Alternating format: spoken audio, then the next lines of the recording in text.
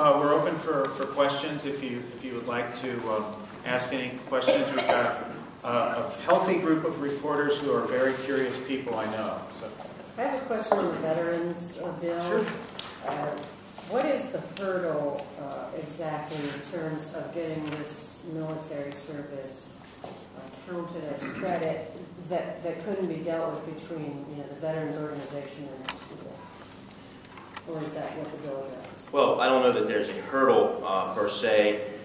Many institutions are already have built into their curriculum to recognize what skill sets that these veterans may bring to the table. Some institutions are already doing this, others may or may not be. And so I think the idea behind the legislation is to codify it and emphasize it for those that are already doing it, and to make law, put in place a law requiring those who may not be.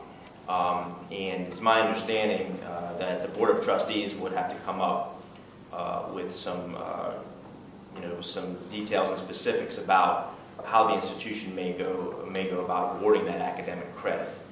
So some institutions are already doing that and may be good models.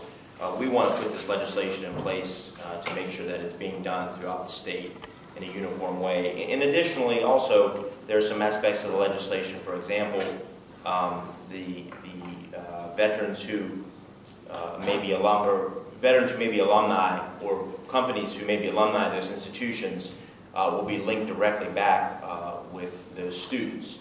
So we also want to try to put employers into the mix and make sure that veterans who are going to be graduating from these institutions can connect directly with alumni who are already in the workforce, maybe owning a small business, or can be in a position to facilitate helping that student get into the workforce more quickly. So there's other additional parts of the legislation that will, I think, make an ease of transition for those veterans.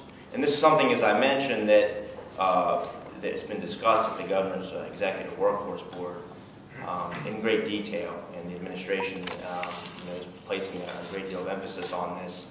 And it was discussed about possibly bringing legislation forward in the future, not specifically, but my reaction to that was I've already got a bill that I believe is the ideal vehicle to make Ohio be a leader in terms of being a veteran-friendly place to get an education. And just to add to that, Justice Stratton and I worked on a veterans bill last General Assembly to help with veterans that found themselves in court. It would just require all judges to consider military service before sentencing. Justice Stratton also voiced her opinion that she wants to work with us on further veterans bills. It's something that she's very passionate about, so I look forward to working with her on that, and that might be something we can discuss Senator Gentile's bill with as well.